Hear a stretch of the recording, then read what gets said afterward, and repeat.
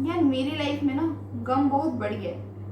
पहले तो बस जो चीज मैं शिद्दत से चाहती थी मुझे वही नहीं मिलती थी, पर अब तो छोटी छोटी चीजों के लिए तरसना हो गया यार।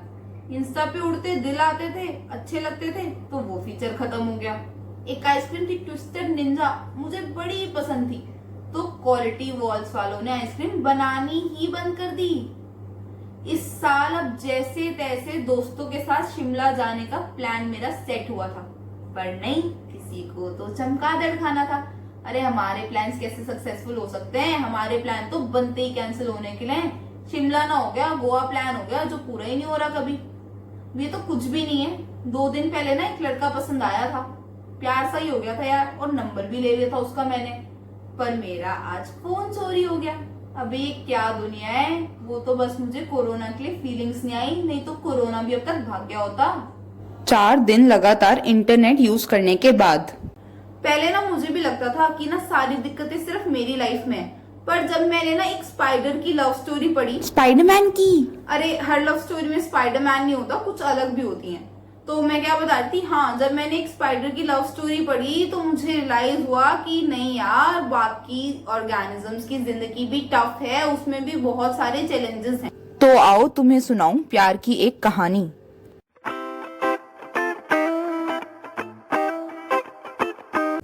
Hello everyone, welcome to my channel Bio World BG, जहां हम बात करते हैं अपने अमेजिंग लिविंग वर्ल्ड के बारे में।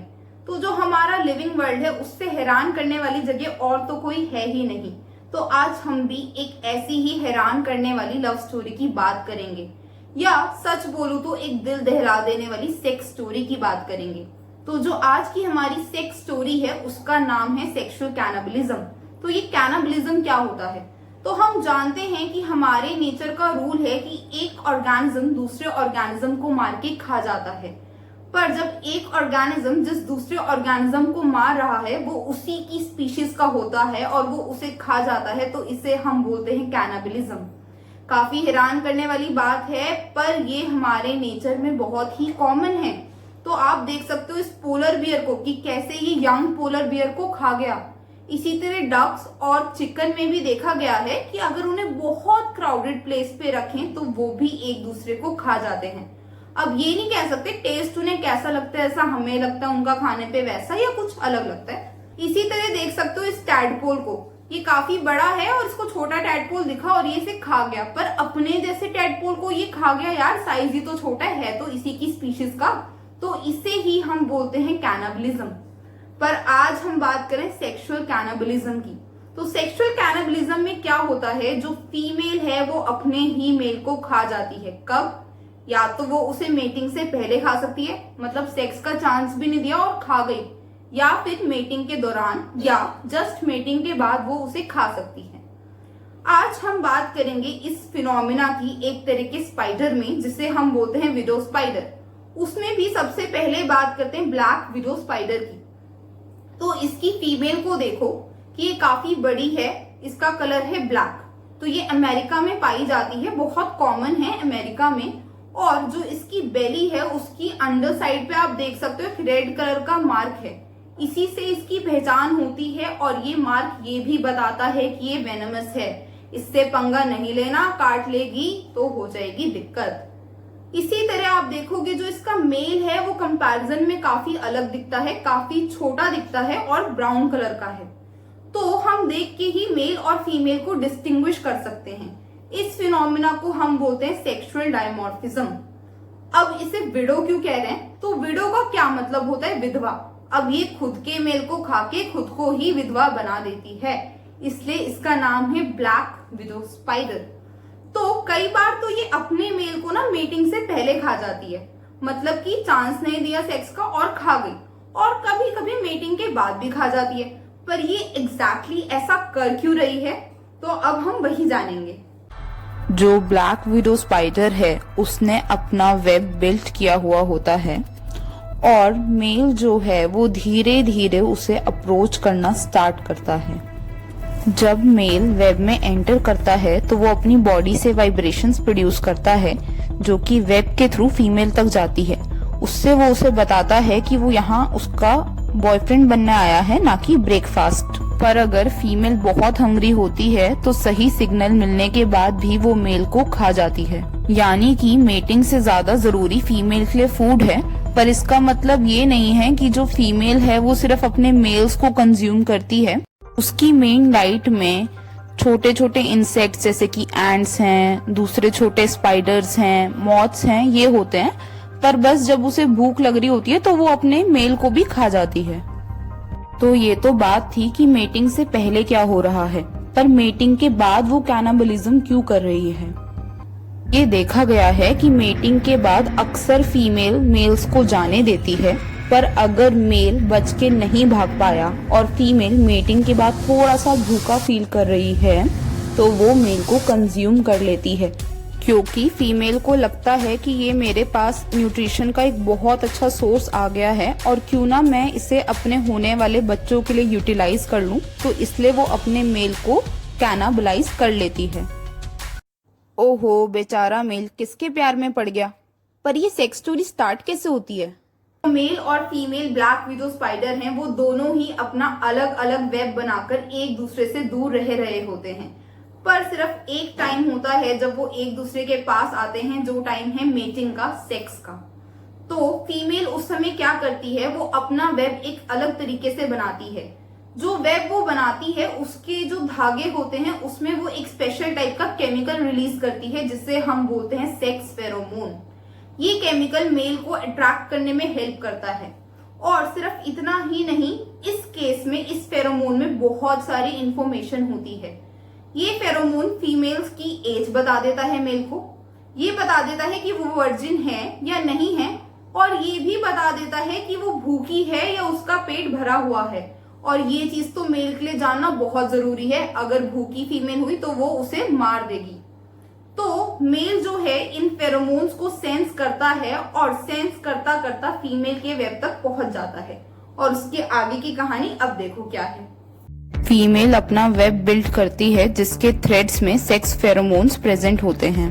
काफी दूर से ही मेल को इन फेरोमोन्स की सेंट आ जाती है और वो फीमेल को ढूंढता हुआ उसके वेब में पहुंच जाता है। फिर मेल वेब को वाइब्रेट करके फीमेल को सिग्नल देता है कि वो यहाँ मेटिंग के लिए आया है। इसके बाद मेल डिस्ट्रॉय करता है फीमेल वेब के उन एरिया को जिनमें फेरोमोन्स होते हैं। वो ऐसा अपना कंपटीशन खत्म करने के लिए कर रहा है ताकि उन फेरोमोन्स को सेंस करके कोई दूसरा मेल फीमेल के पास ना आए।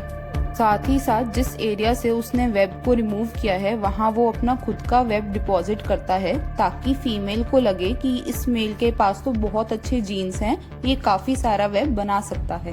मेल के वेब में भी फेरोमोन्स होते हैं जो कि फीमेल के फेरोमोन्स को बिल्कुल ढक लेते हैं और ऐसे करते करते धीरे धीरे मेल फीमेल के पास पहुंच जाता है। पास आने के बाद मेल अपने वेब को फीमेल की लेग्स पर लपेटता है और इसे हम ब्राइडल व्हील बोलते हैं। तो मेल ने फीमेल के वेब में जाने के बाद ये जो सारी एक्टिविटीज परफॉर्म की कि पहले उसने वेब को वाइब्रेट किया, देन वेब के कुछ पोर्शंस को ब्रेक किया और अपना वेब डिपॉजिट किया और ब्राइडल व्हील क्रिएट किया। उसने ये सब किया है ताकि फीमेल उसकी तरफ अट्रैक्ट हो जाए, ताकि उसे लगे कि ये तो अच्छा मेल है, मुझे इसके साथ कॉपुलेशन करनी चाहिए। इस सब चीजों को हम बोलते हैं कोर्टशिप रिचुअल। कई बार इस रिचुअल को परफॉर्म करने में मेल को 1 से 2 घंटे भी लग जाते हैं, पर ये रिचुअल जरूरी है। अगर वो ये रिचुअल परफॉर्म नहीं करेगा तो फीमेल कभी भी कन्विंस नहीं होगी और उसके साथ मेटिंग नहीं करेगी। जब फीमेल कन्विंस हो जाएगी तभी मेल और फीमेल के बीच मेटिंग हो सकती है। अब जो हर एक स्पाइडर होता है उसके पास 2 सेक्स ऑर्गन्स होते हैं। तो ये जो फीमेल है इसके पास 2 सेक्स ऑर्गन्स हैं और 2 ही फीमेल जेनाइटल ओपनिंग है। इसके एक्सटर्नल जेनिटिलिया को हम बोलते हैं एपिगाइनम। इसी तरह ये जो मेल है इसके एक्सटर्नल जेनाइटल ऑर्गन्स लोकेटेड हैं एक स्ट्रक्चर पे जिसे हम बोलते हैं पेजिपाल्प, और इसका कॉपुलेटरी ऑर्गन है एम्बोलस। तो देख सकते हो ये एक राउंड कॉइल स्ट्रक्चर है और इसी को यूज करके ये अपने स्पर्म्स को ट्रांसफर करेगा फीमेल बॉडी के अंदर। कॉपुलेशन के वक्त मेल अपने एम्बोलस को फीमेल जेनाइटल ओपनिंग में इंसर्ट करता है और अपने स्पर्म्स को उसमें ट्रांसफर कर देता है। जब कॉपुलेशन एंड होती है तो एम्बोलस का लास्ट पार्ट ब्रेक हो जाता है और फीमेल बॉडी के अंदर ही रह जाता है। फीमेल इन स्पर्म्स को स्टोर कर लेती है और बाद में अपने एग फर्टिलाइज करने के लिए यूज करती है। पर फीमेल के पास 2 सेक्स ऑर्गन और 2 स्टोरेज ऑर्गन्स होते हैं स्पर्म के लिए। मेल चाहता है कि सारे ही स्पर्म्स फीमेल की बॉडी में सिर्फ उसके हों, तो अभी उसका काम खत्म नहीं हुआ और उसे फीमेल के साथ एक और मेटिंग करनी होगी। अब सेकंड मेटिंग के लिए मेल फिर से सारे कोर्टशिप रिचुअल्स परफॉर्म करेगा और फीमेल को अपनी तरफ अट्रैक्ट करेगा। उसके बाद वो उसके साथ कॉपुलेशन करेगा और लास्ट टाइम की तरह अपना एम्बोलस का एक पार्ट फीमेल ट्रैक्ट में छोड़ देगा। इससे ये फायदा होगा कि अब ये फीमेल किसी और मेल के साथ कॉपुलेट नहीं कर पाएगी और उसके सभी एग्स इसी मेल के स्पर्म से फर्टिलाइज होंगे। अब ये फीमेल अपने फर्टिलाइज एग्स को ले करेगी एक सिल्की से पाउच में, जिसे हम बोलते हैं एग सैक। हर एक एग सैक में ये करीब कुछ 200 अंडे ले करती है और इस एग सैक को कवर कर देती है सिल्क थ्रेड से। अब ये फीमेल 1 मंथ का वेट करेगी, जिसके बाद उसके एग्स हैच हो जाएंगे और उसके बेबीज बाहर आ जाएंगे और कुछ महीनों बाद ये बेबीज मैच्योर हो जाएंगे एडल्ट्स में। अब सवाल आता है क्या मेल के लिए सेक्स अपनी लाइफ से ज्यादा इम्पोर्टेंट है? वो जानता है कि knowing the female can mean death for him, but फिर भी वो उसके साथ सेक्स करने के लिए जाता है। तो ऐसा वो क्यों कर रहा है? तो बायोलॉजी कहती है कि हमारी लाइफ का सिर्फ और सिर्फ एक पर्पस है, वो है रिप्रोडक्शन, यानी कि अपने जीन्स को आगे पास ऑन करना। तो ये बात एनिमल्स के माइंड में, एनिमल्स की बॉडी में अच्छे से बसी हुई है कि बस उन्हें रिप्रोडक्शन करनी है, अपने जीन्स पास ऑन करना तो सबसे ज्यादा प्रायोरिटी वाला काम है उनके लिए। इसलिए ये मेल इतने रिस्क होने के बाद भी, पता होने के बाद भी कि एक ये क्रूअल नाइट हो सकती है उसकी लाइफ की, वो फिर भी फीमेल के पास जाता है। दूसरा, इसका एक रीजन ये भी हो सकता है कि मेल को पता है कि उसका लाइफ स्पैन बहुत कम है। तो ब्लैक विडो स्पाइडर की जो फीमेल है उसका लाइफ स्पैन तो 3 इयर्स का होता है, पर जो मेल है वो सिर्फ कुछ मंथ्स के लिए, कुछ 3-4 महीने के लिए ही जिंदा रहता है। तो शायद वो रियलाइज करता है कि अगर उसे एक फीमेल मिल गई, हो सकता है उसमें भी उसे बहुत टाइम लगे, और मिलने के बाद अगर वो बच भी गया तो शायद दूसरी मेटिंग तक वो ना बचे। हो सकता है उसकी लाइफ खुद ही खत्म हो जाए क्योंकि लाइफ स्पैन कम है, या कोई प्रीडेटर उसे पकड़ ले दूसरी फीमेल के पास पहुंचने से पहले। तो शायद वो प्रेफर करता है, इससे तो बढ़िया है कि अपनी ही फीमेल के हाथों मर जाओ और अपने बच्चों को न्यूट्रिशन भी प्रोवाइड कर दो। अच्छा, ये तो कुछ नहीं है, यहाँ तो मेल के पास बचने का भी चांस है, मतलब वो भाग गया तो बच भी जाएगा, ऐसा नहीं है फीमेल हमेशा उसे मारेगी। पर विडो स्पाइडर की कुछ ऐसी स्पीशीज होती हैं जहां मेल तो खुद कहता है प्लीज मुझे कंज्यूम कर लो। तो इन्हीं में से एक स्पीशीज है रेड बैक स्पाइडर, ये पाई जाती है ऑस्ट्रेलिया में, और दूसरी है ब्राउन विडो स्पाइडर जो कि पाई जाती है कैलिफोर्निया के अंदर। इसमें क्या होता है, जब मेल फीमेल के साथ मेटिंग कर रहा होता है तो वो अपनी बॉडी को फ्लिप करता है और फीमेल को इंडिकेट करता है कि तुम मुझे कंज्यूम कर सकते हो। तो फीमेल उसको कंज्यूम करना स्टार्ट कर भी देती है।